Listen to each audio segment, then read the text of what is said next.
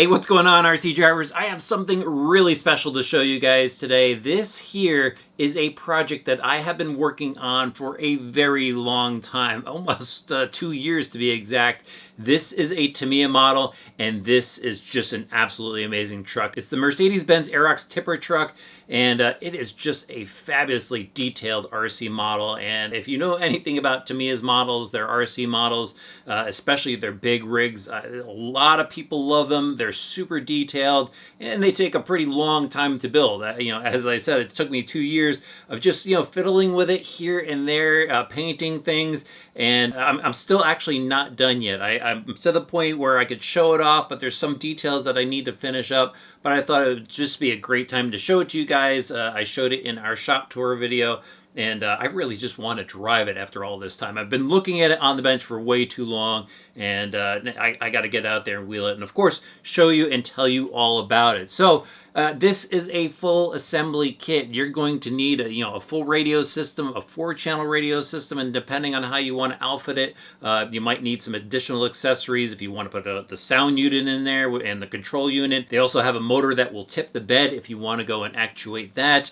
but you're going to need a lot of paint, of course tools, and some glue to get this thing together. There's a big list, which I'll put in the description below, mostly what you're going to need to get this thing all together, but you are going to need a lot of time and space to build this thing. So let's start with the frame. It's much like the other big rigs that are out there. It is a metal frame with cross members, composite cross members. Sitting between the frame rails towards the front is a 3-speed transmission, much like the other big rigs that they have out there. So yes, you could shift on the fly using like a 3-channel or 4-channel radio system. Of course, steering is actuated by a servo and a bell crank system to steer the truck, and up front is where the shift servo is on this truck. So there's a rod that goes back to the transmission to shift everything.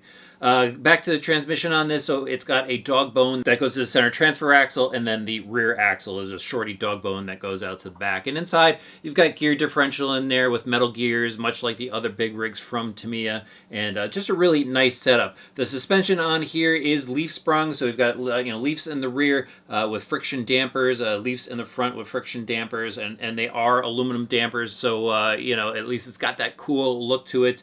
And then it's got the metal I-beam up front, which the front suspension sits on. And I'm not a big truck guy, I don't know much about big rigs, but I know a little bit because I've built a few of these before, so I picked up on some of the terminology here and there. But if I get something wrong, please feel free to correct me in the comments below. But moving on, lots and lots of details throughout this kit. So we've got the tanks on the sides, where the fuel tanks are, and the storage boxes and stuff. You could even go and put the control unit in there that Tamiya offers, the optional control units. And moving forward to the cab, this is where a lot of detail obviously is.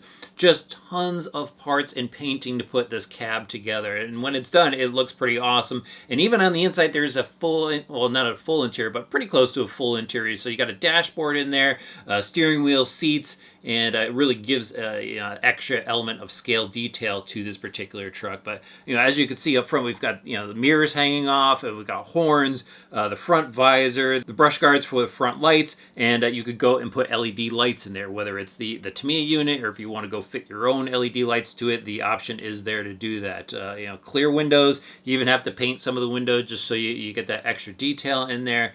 And it does take a lot of time to just fit everything nicely, let the glue dry, and then move on to the next element that you're building on this truck. But lots of detail all the way down to the grill, chrome emblem in the center, even the decal. They give you a chrome decal with a Mercedes decal to put over it, so it's got some depth to it. It looks really good. Lots of nice finishing detail on the bed itself. It's got a metal frame that's underneath the bed, and the rear tailgate actually opens up, not as it sits here. When you go and put the actuator in there to tilt the bed, it will open up a hinge that's in the back, but right now it's just fixed and in position, so it's not going to open on you while you drive. And the whole bed is in a fixed position, so you have to screw it down to the frame rail, and that's where it stays when you build it stock out of the box. And once you go and put the actuator in there, that's when it really opens up the possibilities of dumping dirt if you want to do some scale modeling, video type of stuff. So really cool stuff going on all throughout this kit. Lots of detail in the rear of this as well. I'm not going to pick it up and turn it because I'm afraid I'm going to knock the horn off or something like that. But you've got taillights in the rear bumper on there, and even a hinge where, again, you have that tipping option. The battery actually sits down in the center here, so you kind of have to lift this thing up by the side to slip the battery in, and just takes a 7.2 volt nickel metal hydride battery. And they do give you a wire extension because all your electronics are mounted up in the front.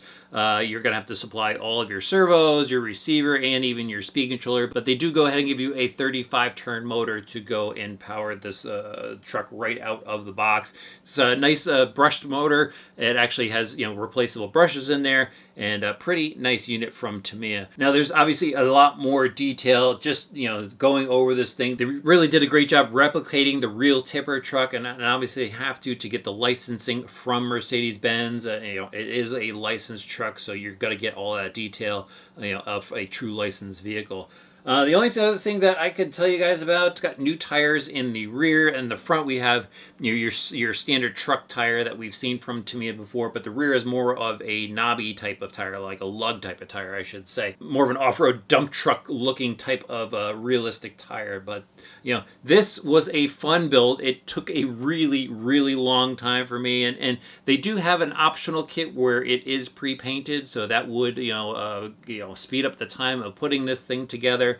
But I've got multiple coats of paint on here. In fact, as far as the red, to get this really nice bright red on it, what I used the Tamiya pink primer. They have a pink primer, and then I put the Tamiya mica red on top, and just multiple coats, and that's how you get that really vibrant red from Tamiya paints. And I had to hand paint a lot of the stuff, and that's where it took a lot of my time because I am not as steady of a hand as I used to be.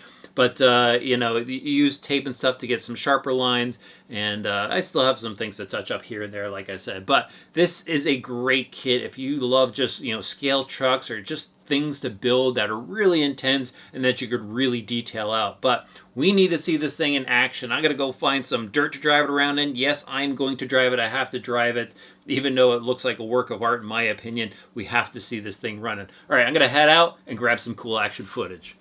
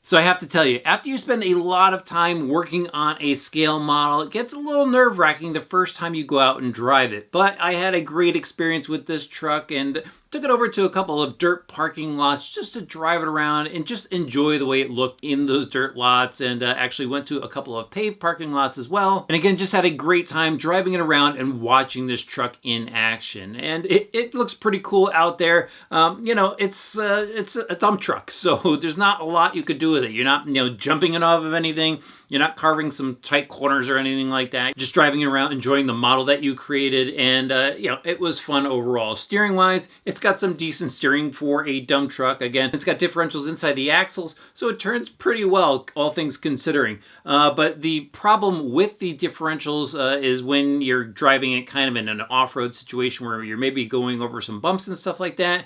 The rigid axle in the back and then the stiff leaf springs, it kind of gets caught up, so the wheels could easily diff out, and the truck is just kind of high-centered there, basically. And so you have to go and push it along. I think, you know, if I was to rebuild this thing, I would go and probably put some diff locking putty, maybe like in the middle axle here, basically just make sure something's locked up, so if it does get caught on something, I could easily get it off of the bump or a rock or whatever. But this thing is actually pretty quick. I do want to say that. I went to a parking lot and drove it in first, second, and third gear.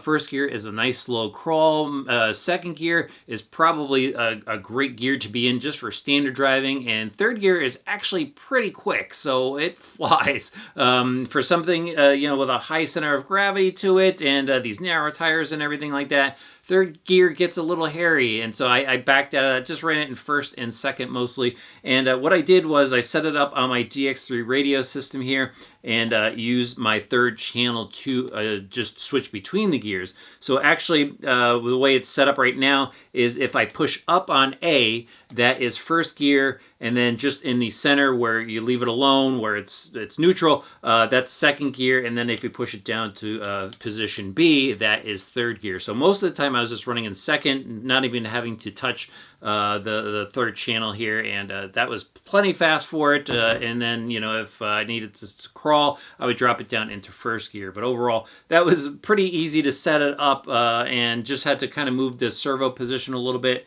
and it worked out just fine. And then, you know, setting it up with the DX3 for the steering and everything, that worked out well too. But overall, this thing looks really cool out there. I mean, I love the detail that Tamiya models offer. You know, they definitely have their chrome down, so the chrome wheels on this look really cool, the chrome horns and, you know, chrome details on it. I did go ahead and knock this thing into some bushes and stuff when I was trying to drive around a dirt pile and stuff, and it actually ripped off one of the guards from the headlight really early on in my video, so I went and pulled the other one off. But you know, no issues as far as breakage goes. I mean, this thing, you're just driving it nice and slow. You know, it's a little dirty, that's about it. Now, what would really make this thing super cool, and I would suggest that you do when you first get it, if you're really into this thing, is get the tipper module here, the electric actuator set, as they call it. And this will allow you to go ahead and you know, dump the bed if you want to. If you could fill it up with some wood chips or something like that, and use this to you know, dump it out with a third or fourth channel, actually the fourth channel,